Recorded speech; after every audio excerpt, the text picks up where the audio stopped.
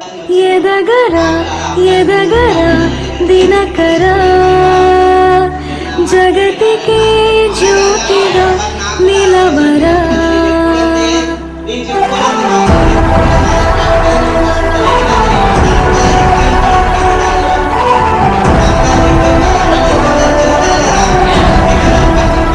అంతులేని గమ్యము కదరా, అంతవరకు లేది కలిదురా. జననిగా దీవెను గెలుపుకే పుస్తకం నీ శకం. రాజును మోసే భాగ్యం కలిగిందనుకుంటూ ఈ బండల చుట్టెలు పొంగి పండగ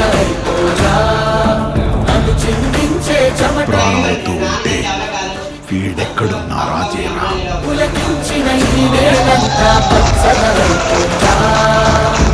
నీ మాటే మా మాటయ్యా, నీ చూపే శాసనమయ్యా. ప్రతి ఒక్కరి కంపెనీ మంది ఇద్దరికే కదా. మా ఇద్దరు అంటే మా ఫ్రెండ్స్ చాలా మంది చెప్పాను, ఎవరు రాలేదు. చాలా మంది నాకు ఎగదాలు చేశారు, యాగం చేశారు. చాలా మంది అన్నారు కదా శ్రేణు మునిగిపోయింది వేస్ట్ అన్నారు. చాలా మంది అన్నారు నువ్వు ఉద్యోగుడు రా, నీ వల్ల అవ్వద్దు ఇది అది అన్నారు. అయినా సరే నాకు చాలా ఏడుపు వచ్చేది. ఎప్పుడు కూడా మా సీనియర్తో నేను ఏడ్చుకుని చెప్పేవాళ్ళు. అన్నారు శ్రీను వెంటనే సాధారణ మా గ్రేట్ అనుకోవచ్చు. నేను ఆ గురువుల వల్ల నేను అలాగా మెల్లిగా వచ్చాను. అప్పుడనేది మాకనేది దొంగ శ్రీనివాస్ సార్, బసవ లీలేశ్వర రెడ్డి సార్, అలాగే ఈశ్వర రెడ్డి సార్, హరికృష్ణ సార్ అంతో పాటు అనేది మా గ్రేట్ ఇక్కడ అవుతున్నారు. ప్రభావితం మనకి అక్క అవుతుంది. అక్క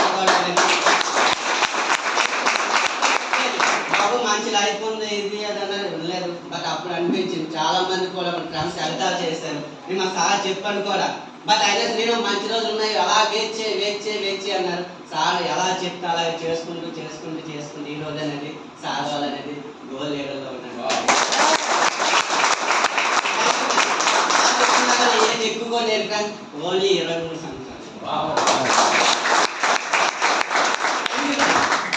ప్రతి ఒక్కరు అనేది చాలా అదృష్టవంతులు. ఈ కంపెనీ నాకు ఇంట్రెస్ట్ ఉంది, అలాంటి కంపెనీలో మనం అందరం ఉన్నాము. అందుకంటే మనకి ఎప్పుడు కూడా మనం ఎక్కువ హిందీ నాకు అర్థం కాదు, హిందీలో ఎక్కువ వీడియోస్ ఉంటాను. మనకి ఏంటంటే అశ్విన్ అగర్వాల్ సార్ ఏమంటారంటే 2030 నుండి 2040 వాళ్ళకి ఎవరు ఈ బిజినెస్ లో ఉండిపోతారో వాళ్ళ దగ్గర కారు కాదు సొంత ఫ్లైట్ ఉంటారండి.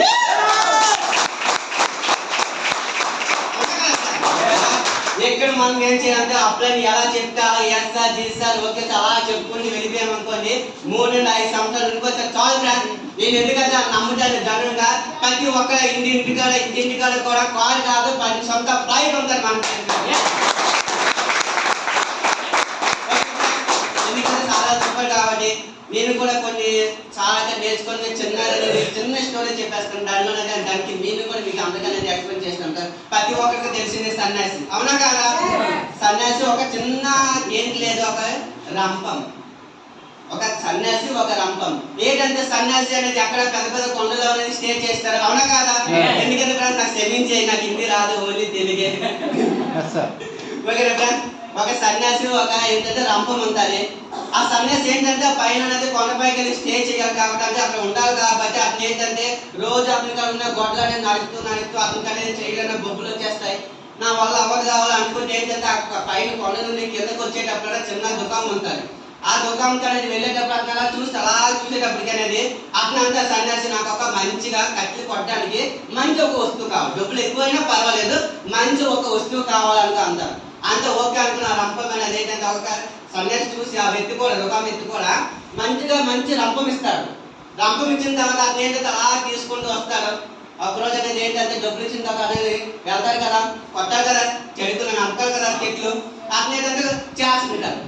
ఇది ఏంటి 4 రోజులు కట్లు ఒక రోజుకి వచ్చేస్తాను దుకాణం వ్యక్తి చెప్పాడు. ఒక్క కట్ట కొట్టడంతో ఎంత టైం పడుతుంది, ఇది ఎలా అనుకుంటే చాలాసార్లు అలా ట్రై చేసి నా వల్ల అవ్వదు అనుకుంటే అదే రంపం తీసుకొచ్చి ఎక్కడికనేది ఇచ్చాడు తెలుసు. ఆ షాప్కి వచ్చి నాకు అబద్ధం చెప్పావు, ఇది నాకు రాంగ్ ఇస్తావు, డూప్లికేట్ ఇది, నా డబ్బు నాకు రివర్స్ ఇచ్చాంతే. అప్పటికే సన్యాసి ఏంటంటే రక్తంతో మొత్తం గలీజ్ అయిపోయింది. గలీజ్ అయిపోయిన తర్వాత అప్పుడు అంటారు ఆ సన్యాసి అంతా రంపం మీద షాప్ ఎత్తి దగ్గరికి వెళ్ళేసి ఏమంటే నాకు గుర్తు పెట్టావా అంతే. గుర్తుపట్టాను, కొన్ని రోజుల కింద నాకు రంపం తీసుకొచ్చావు కదా, నీకు ఏ రంపం ఇచ్చావో సరే నాకు ఇది వద్దు వేస్ట్ అన్నారు. వేస్ట్ అన్నావా ఎందుకు ఏమైందంటే ఇది ఏంటి నెల కట్టి ఒక్కరోజే కొడతామన్నావు ఒక్కరోజు గొడ్డలతో నరికిన కూడా కట్ చేయట్లేదు ఎలా ఏంటంటే అవునా ఏం చెప్పాలని అనుకున్నా అందుకేంటంటే ఇప్పుడు అనేది అంటే ఎలా